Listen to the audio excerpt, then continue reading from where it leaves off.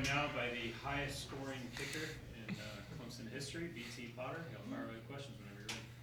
Considering some of the names that you've passed, Chandler Catanzaro, some of those guys, what does this mean to you? To have your name up there with them. Yeah, it means a lot. It's crazy to think about. I remember being here my freshman year and thinking about that, and I just never thought that it would ever happen. So just being up there with some of those names is incredible. BT, is there a secret to your consistency? It's all about preparation. So I just have confidence going into the game because of how I prepared during the week. And I feel that if I prepare well, then it'll translate over pretty good. What is your routine on the sideline when Clemson starts a drive? When do you start to kick into the net? When do you start mentally preparing for things? Right, yeah, definitely. Whenever we get the ball on offense, I just get in the right mindset, maybe hit a couple into the net. And then, normally when we get around like the 30-yard line opposite side, going in, I'll start getting like on the sideline. Normally I look at Coach Schwinney and he gives me a thumbs up, kind of like, you ready? And you give him thumbs up right back, and that's pretty much it. But mentally, just get locked in and prepare myself to go out there right around like when the team gets to 30 or 40. But our team, a lot of explosive plays, so you never know when we're going to score. So. Coach, when you said special teams so important this past weekend, you see Arkansas loses Texas A&M when the ball hits the top of the goalpost. Tennessee kicks a game-winning field goal, and it's spinning through. Did you see the replay on that? I did. What does it say that, the Clemson's special teams, which maybe, took a couple of years where they weren't the greatest, now are taking such a big hand in winning games? Yeah, no, it's awesome to see that. And, I think that just comes from how we prepare and the standard that we hold ourselves to as a special teams here. So just really proud of the guys. Do you know Chandler Catanzaro? Have you ever talked to him? Yeah, I've gotten to talk to him a few times and kick with him. We have the same kicking coach back home, so he's a really good dude. And I remember looking up to him whenever I was young, and so it's just unbelievable that I got to eventually meet him and kick with him because he was a huge role model for me. I guess what about him? Yeah, just his consistency and how he handled himself. He just seemed like a great guy.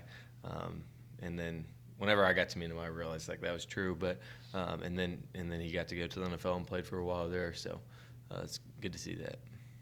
You got to hear from him, or are you going to talk to him about passing his record? I haven't talked to him about it, but next time I talk to him, I'm sure we'll catch up. Hate to be a downer, but you've missed one career PAT. Do you lie awake at night and No. I do remember it though. I think we were playing Boston College. Maybe I think it was the COVID year, maybe. And I think we were going for two, and maybe there's a penalty, so it was on the left hash and they backed it up. But I wish I could go back, but it's all good, part of it. What are some of the? I know your career's not over yet, but what are some of the kicks that stand out in your mind? Yeah, there's a few kicks I can look back on, and just like there were big kicks for me in my career. Like I remember Notre Dame. I guess that was the COVID year, and that was like a game that I felt like I took the next step into being a better kicker.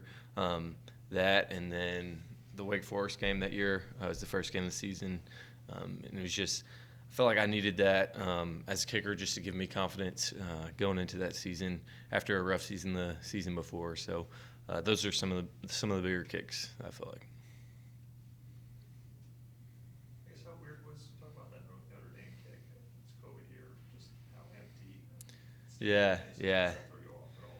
Yeah, no, I remember that year, and it's crazy. Virginia Tech too. It was like there's no one there at all. So it was really weird, but just thankful for how it is now with a whole lot of fans there. Florida State was awesome. I played there my freshman year. It was 2018, a little bit different, but this time it was just awesome to.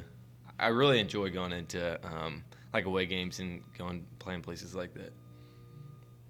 So you embrace the visiting crowd? I mean, that's better for you than playing in a half-empty stadium? Yeah, I would say it's fun just to go into new stadiums and play in new places. And yeah, I like a loud crowd. You know, it's exciting. BT, do you have a COVID year left for eligibility, or is this? No, I'm done. No, I wish, but no, I do thought not. you were gonna put the bar way out. No, they won't let me come back anymore. Does BT stand for something, or is that your actual Benjamin Thomas. Benjamin Thomas? Yes, sir. So knowing that, you know, this is it for you, how much are you trying to help Robert Gunn? And Right. how are you preparing him for what will probably be his job next year? And what have you seen out of him? Yeah, for sure. I remember my freshman year, I had Greg Kugel, and he did the same thing for me. So I was so appreciative of what he was doing and everything that he taught me, and I felt like it really helped me. So definitely trying to do the same thing with Robert, and I think that he'll have a great career here. He's really strong, and you know, I think he's grown a lot since he's been here, but he'll definitely do good things here. Would you like to see a 55-3 game where he maybe could get out there and Right. and kick some extra For points, sure, hit some for field sure. goals? Yeah, it was good. I think Georgia Tech, he had some and he kicked off some and he did really well. So definitely good to see that. So I guess do you allow yourself to do the math of how far behind you are from Travis Etienne? Oh, I'm really not even sure how far it is, but hopefully one day. Maybe I might have to be here for 6 years for that. BT, if you get close to that record, you may have to run a couple in. Yeah, I'll do it. Come on. I'll run. I don't know if I'll get in, but I'll run. Any questions for BT from Zoom? At BT, at what point would you say you feel comfortable? Like from what distance of coach when he's like, hey, we need you, do you feel like you're comfortable?